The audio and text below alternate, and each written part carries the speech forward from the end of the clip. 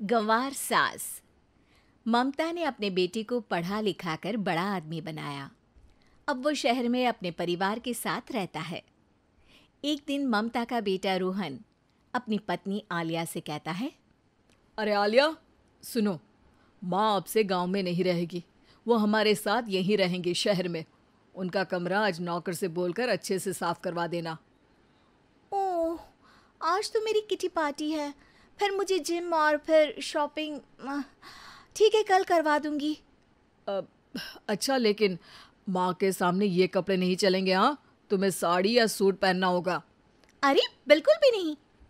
मेरे mummy papa ने इतना पैसा लगाकर शादी इसलिए नहीं की थी कि मैं अपनी मर्जी के कपड़े पहन ओढ़ भी ना सकूं। अरे चलो, गुस्सा मत हो, लेकिन कुछ दिन तो माँ की खुशी के लिए कर सकती हो ना। लेकिन आलिया मानती नहीं। माँ आती है सिंपल सी साड़ी, झोला और चप्पल पहनकर।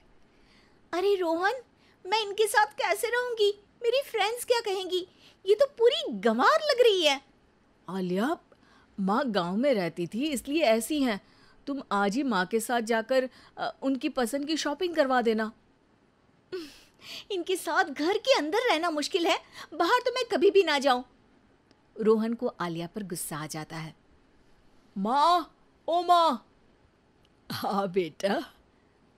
वो माँ को ले जाने के लिए उनका हाथ पकड़ता है कि अरे माँ, तेरे हाथ अभी तक इतने कड़े हैं, तूने इसका कोई इलाज नहीं किया? अरे बेटा, इसका कोई इलाज नहीं। वैसे भी मुझे कोई शर्म नहीं कि मेरे हाथ मुलायम नहीं है, क्योंकि इन्हीं हाथों से मेहनत कर मैंने तुझे बनाया है बेटा। अगले दिन। माँ, मैं ऑफिस जा रहा हूँ। कुछ लाना हो तो आलिया को बोलकर फ़ोन करवा देना। रोहन के जाने के बाद। आप ना आज कमरे में ही रहिएगा, घर में पार्टी है, मेरी सहेलियां आ रही हैं, मैं उन लोगों के सामने आपको नहीं ला सकती हूँ।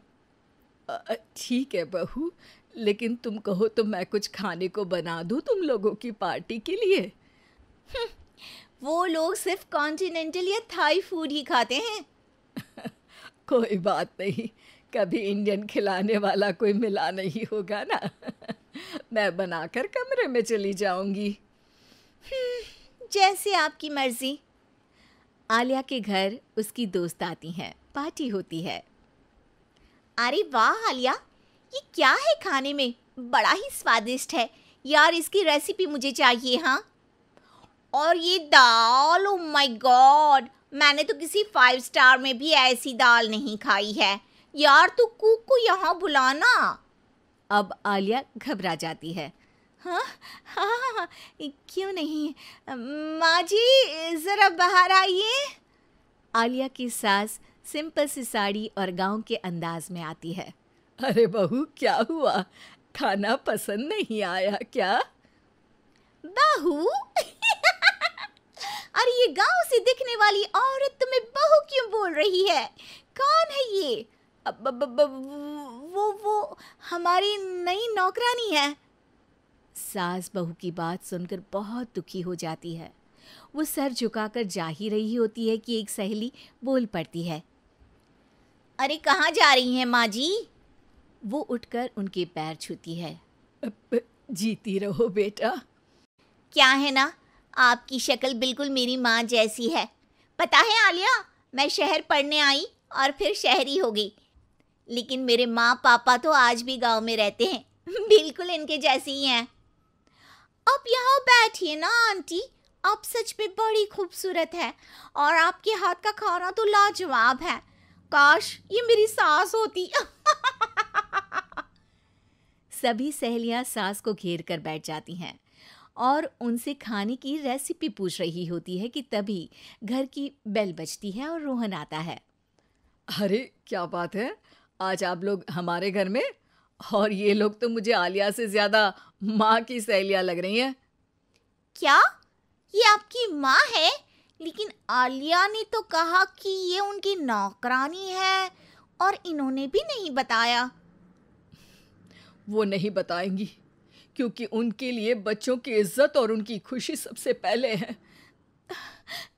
मुझे माफ कर दो, मुझे इन्हें तुम लोगों से मिलवाने में शर्म आ रही थी। कि तुम लोग क्या कहती। अरे अब तो हमें शर्म आ रही है कि तुम हम लोगों की सहेली हो। हाँ, जो माँ जैसी सास को नौकरानी बोले वो हमारी सहेली नहीं हो सकती। ये बोलकर सभी वहां से जाने लगती है कि सास बोलती है, आलिया की तरफ से मैं तुम लोगों से माफ़ी मांगती हूँ। उसने जो कहा उसके लिए मैं उसे माफ़ करती हूँ। अब तुम लोग भी उसे माफ़ कर दो, क्योंकि अगर तुम लोगों ने उससे दोस्ती तोड़ी तो फिर मेरे हाथ का खाना कैसे खाओगी? नहीं नहीं आंटी, जरूर आएंगे, लेकिन अब आलिया की नहीं बल्कि आपकी सहेली बनकर।